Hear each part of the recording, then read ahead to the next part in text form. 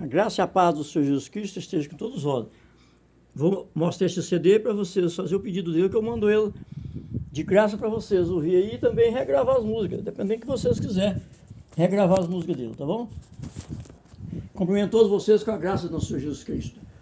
Eu queria meditar para os irmãos que muitas pessoas dizem assim, mas as pessoas estão pregando, Jesus está voltando, e ele nunca voltou. Não, você enganou, meu amado. Jesus está voltando todos os dias para cada igreja dele. Amém? Mas Jesus falou que vai vir um dia arrebatar a sua igreja. Sabe quem é a igreja de Deus? São o nosso corpo. A igreja de Deus são o nosso corpo, meu amado. Não existe igreja para Deus a não ser o nosso corpo, não. Compreendeu? Então é por isso que ele diz que ele vai vir arrebatar a sua igreja, uma hora que ele menos espera. É porque uma hora que nós menos espera, a morte atinge nós, ela abre a mão para a morte e ela mata aquela pessoa. E ele tem que encontrar com Deus. Então veio o julgamento dele. Jesus voltou para ele. Só naquele coronavírus foi muitos mil pessoas que Jesus voltou para eles. Então aquele pessoal todos foi justificado ou condenado. Pelas más obras ou pelas boas obras foi que foi. Ou condenado ou justificado. Todas as vezes que morreu uma pessoa, ele faz um encontro com Jesus. Ele já foi feito o julgamento do dia que ele morreu. Então ele vai para as trevas ou para a luz, está no que ele tiver feito enquanto ele teve vida. Nós não podemos conversar fiado com o nome de Deus e nem blasfemar contra o Espírito de Deus. Porque Jesus diz, em verdade vos digo, todo pecado dos homens serão perdoados. Mas de menos a blasfema contra o Espírito Santo. A blasfema contra o Espírito Santo nunca mais alcançará perdão. Nem nesse século, nem no outro. Então, meus amados, vamos ficar espertos, porque o nosso julgamento é aquele dia que nós morreu. O dia que aquela pessoa morreu, Deus faz o julgamento dele. Então Jesus já voltou para milhares e milhares. Ele já voltou e já arrebatou ou para as trevas ou para a luz. Porque ele diz assim, que se nosso corpo estiver preparado, nós escutamos o som da trombeta e nós conseguimos subir, receberemos uma veste branca, e ele diz, vai para onde está vosso pai Abraão, que até que eu julgo o resto dos teus irmãos. Então a Bíblia diz dessa maneira, mas se você não estiver preparado, você não consegue acompanhar o som da trombeta, compreendeu? Para você subir, você vai ficar nas trevas. Mas está no inferno? Não. Jesus diz que o inferno vai ser construído. Ele vai ser construído, porque o inferno só vai ser construído quando ele jogar Satanás lá, com os que serviram a ele. Amém? Então vocês têm que prestar atenção, meus amados, e prestar atenção em quem você serve. Porque se você ficar servindo as obras más, as obras das trevas, o dia que você morrer, você vai prestar conta na frente de Jesus. E aí é que está. Aí ele vai te perguntar o que você fez de bom aqui na terra, o que você fez de mal. Está escrito lá no livro da vida, ninguém escapa da semeadura de Deus. Você foi julgado. Então ninguém aqui, borraieiro nenhum aqui da terra, sabe se aquela pessoa foi condenada ou justificada. Só Jesus é quem sabe. Compreendeu? Não adianta ninguém querer vir conversar borracha e falar que o cara foi e voltou e está aqui contando por nós. É mentira do cara. Viu? É mentira. Porque a ressurreição só sabe dela Jesus Cristo. Amém? Só Jesus. Ele diz assim que o dia e a hora ninguém sabe. Nem os anjos, nem o filho. Só o Pai dele é quem sabe do dia da volta dele. Mas a volta de Deus é na nossa vida. Porque nós somos a igreja de Deus habitar. Nós temos que consertar o nosso corpo para poder Deus habitar. Nós ser templo santo do Espírito Santo habitar. Nós somos a igreja viva de Deus. Se você estiver numa caverna e você quiser servir a Deus, se edificar uma igreja no seu corpo, você edifica aquela igreja. Não necessita você ir lá para dentro da igreja para você ter salvação, não. Compreendeu? A salvação é individual, a salvação está na sua vontade, das suas obras. Se você fazer má obra, você pode estar dentro do buraco que você será condenado.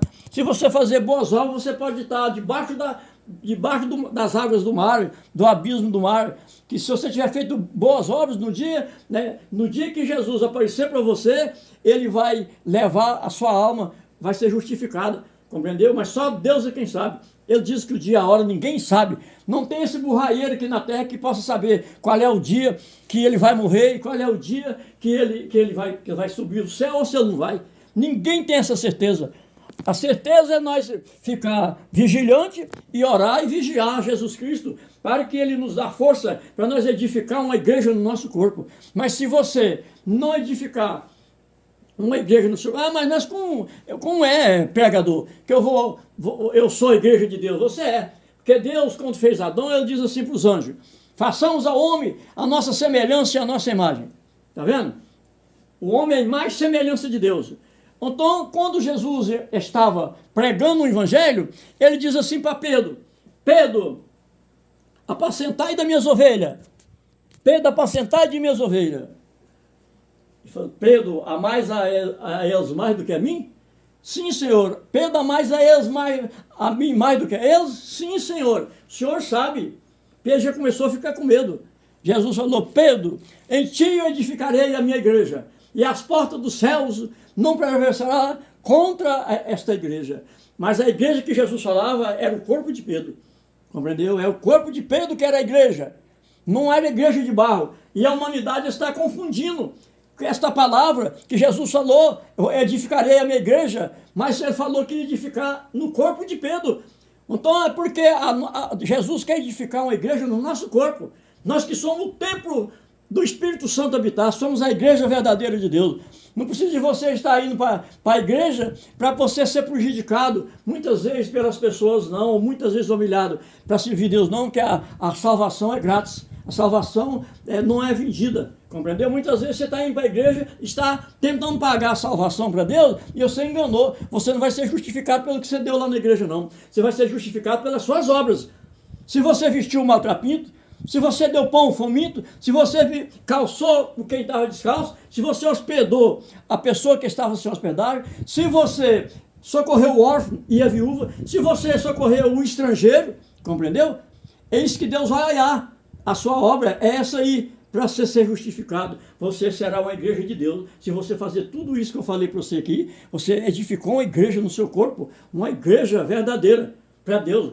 Deixa de incutir com a igreja de barro, que a igreja de barro, quando Jesus foi lá na igreja, junto com os apóstolos, aquele grande templo que Salomão tinha construído, eles pôs a apreciar aquele templo, e ele diz assim, Senhor, olha que beleza dessas construções, Senhor. Jesus falou: em verdade eu vos digo, dias virão, que tudo serão destruído, tudo serão demolido, não ficará pedra sobre pedra, tudo será destruído, que foi feito pela mão do homem.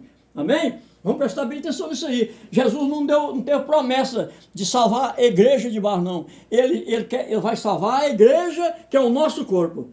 Nós que somos a verdadeira igreja. Sabe por que eu estou pregando para vocês desse tipo? Porque eu nunca cobrei nada de ninguém para pregar. Nunca cobrei nem para louvar e nem para pregar. A obra de Deus é grátis. Para você ser verdadeiro cristão de Deus, você tem que pregar grátis, você tem que louvar a Deus gratismente, porque senão você não é igreja de Deus. Senão você fica sendo falsa igreja, falso profeta de Deus, compreendeu? Está com o nome de Deus na boca, mas está tomando o santo nome de Deus em vão, porque você não está fazendo conforme que Jesus mandou nós edificar a igreja do nosso corpo. Amém? Glória, glória. E a salvação não é comprada, não. Não, mas se você não pagar o dízimo, não, meu amado. Calma lá, o dízimo é no Testamento Velho. Viu? O dízimo está lá em Malaquias, capítulo 3 até 8. Compreendeu? Mas quem pagava o dízimo era as 11 tribos que pagavam para a tribo de Levi. Os levitas. Entendeu? Os levitas que recebiam esse dinheiro. Mas esse não era o dinheiro, era mantimento. Deitar em mantimento no tesouro do templo para que haja alimento. Era para haver alimento para o sacerdote, porque na terra prometida o sacerdote não foi herdeiro nem do lote, nem de 10 metros, nem do lote, ele não podia receber herança. E aqui não, a humanidade está recebendo o dízimo e comprando jato, comprando apartamento, edificando empresas e assombrando a humanidade, que se eles não pagar o dízimo, eles é amaldiçoado. Compreendeu? Deixa ele também ficar igual a vocês, para vocês verem como ele fica pobrezinho também, como tem muitos nas igrejas. Amém? Então, o dízimo é na lei. Paulo diz que a lei já passou. A lei já passou. Nós somos julgados pela graça. Nós não somos julgados pela lei mais. Porque Deus diz que todo homem será condenado pela lei. Todo homem foi espredejado, todo homem foi morto. na época da lei. Deus achou aquilo demais, que morria e não entrava no reino dos céus por causa do pecado. Deus mandou Jesus para pregar um evangelho da graça para nós, um evangelho diferente, um evangelho grátis, um evangelho que traz a salvação na alma da pessoa. Amém? Então, nós somos julgados pela graça. Para ser julgado pela graça, a lei para nós, de nada ela está valendo. Ah, mas então a lei é ruim? Não, ela é santa. Foi da lei que veio a graça. Mas Deus já levantou a graça, que é Jesus Cristo, para poder nós não ser condenados pela lei. Porque o preceito da lei é tão importante que nenhum homem será justificado. E Malaquias está lá no Testamento Velho. Malaquias. E vocês estão tirando Malaquias lá no Testamento Velho para poder cobrar o dízimo do pessoal e assombrando um pouco aquela maldição, mas aquela maldição Jesus já tirou ela de nós. Entendeu? Jesus é o fim da lei, Jesus é a graça. Ele diz assim: vinde a mim, todos que estáis sobrecarregados, que eu vos aliviarei. Tomai o meu jugo, que meu peso é suave e meu fardo é leve. Tomai descanso das vossas almas. Então Jesus deixou a lei para um lado. Ele já veio com a graça. Amém? Larga disso aí, meu amado. Tem que você vai pagar dízimo aí do Testamento Velho, que não é obrigativo. É obrigatório no Testamento Velho. Nós não estamos no Testamento da lei, mas não. Nós estamos no Testamento Novo agora, de Jesus Cristo também. Jesus não deliberou. Quero que qualquer um pode abrir a Bíblia e me mostrar onde é que Jesus deliberou. Deliberou para poder pagar dízimo. Nem ele não cobrava. Nem ele não cobrava, porque Jesus nasceu pobrezinho. Jesus tinha condição de ele ter cobrado o dízimo do pessoal para levantar os mortos, curar o leproso, dar vista aos cegos. Era para ele poder pegar uma grande soma de dinheiro. Jesus nunca pegou um tostão de ninguém. E ele era pobre. Mas Jesus só desejaria o carregamento da alma, não da carne. Amém? Glória, glória. Receba aí essas palavras que eu estou anunciando para vocês, porque aquele que prega a graça e ficar na graça, ele receberá a graça. Aquele que pregar a lei vai ficar na lei. Então, quando for o dia que Deus aparecer para essas pessoas, ele vai ser julgado pela lei. E quando você for julgado pela lei, quantas mil mulheres, quantas mil homens foi espredejado por causa da lei? Compreendeu? Então você vai ser morto pela lei. Você não vai ser salvo pela graça, porque você não seguiu a graça. Você está ainda pondo na cabeça dos irmãos, tirando uma passagem da lei para poder requerer o dinheiro. Sai fora, meu amado, porque senão você vai ser jogado como um falso profeta no tanque de fogo. Sai fora, meu amado. Eu estou a teu favor. Eu não estou pregando contra você, não. Estou abrindo os teus olhos. Lembra que nós estamos na graça de Jesus. Eu tomo a peito de todos os nossos pecados, de todas as nossas culpas, de todas as nossas imundícias. Nós somos lavados no sangue de Jesus. Por que você está dizendo que o pessoal aí, para poder deitar esse dinheiro aí do dízimo, dizendo que a pessoa vai encontrar salvação? Isso não tem nada a ver com salvação. Isso não tem nada a ver. A salvação, olha aqui a verdadeira religião de Deus. Presta atenção aí, meu amado. Olha a verdadeira religião. Nem a igreja católica, nem crente, nenhuma delas é verdadeira. A verdadeira religião é essa. Deus diz assim: rompei as cadeias injustas, quebrai o jugo do oprimido, vestir os maltrapintos, socorrer o órfão e a viúva, dá pão ao faminto. Quem tiver descalço, tem 2 pares de sandálias, dá um para quem não tem. Socorrei o órfão e a viúva, e socorrei também o estrangeiro. Ele diz assim: se assim vocês fazerem, a minha luz brilhará na tua frente como um resplendor, e a tua justiça romperá na tua frente como capacete e couraça de salvação. Essa é a verdadeira religião de Deus. Isso Deus anunciou lá quando os israelitas jejuavam 60 dias, e em perdão dos pecados, Deus falou: vai lá, profeta, fala para eles que eu não recebo o jejum deles com a injustiça. Eis o jejum que mais me agrada. Rompei as cadeias injustas, quebrar o jugo do oprimido, vestir os maltrapintos, dar pão ao faminto, socorrer o órfão e a viúva, socorrer o estrangeiro, aquele que estiver deshospedado, hospede ele. Se é assim vocês fazer, fala para eles, profeta, se eles fazerem dessa maneira, a minha luz brilhará na frente deles como resplendor. Assim a vossa justiça romperá na tua frente como couraça e capacete e couraça de salvação. Amém? E também está também em Mateus. Você pode abrir a Bíblia e está lá em Mateus também, da verdadeira religião. No Testamento Novo também está A mesma verdadeira religião, essa mesma palavra. Amém? Glória, glória.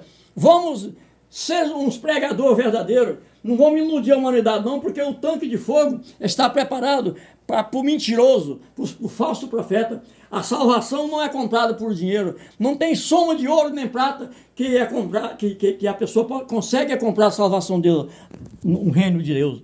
Amém? Glória, glória. O reino de Deus, ele é gratismente para aquele que quiser amar o próximo e amar a Deus. Glória, glória.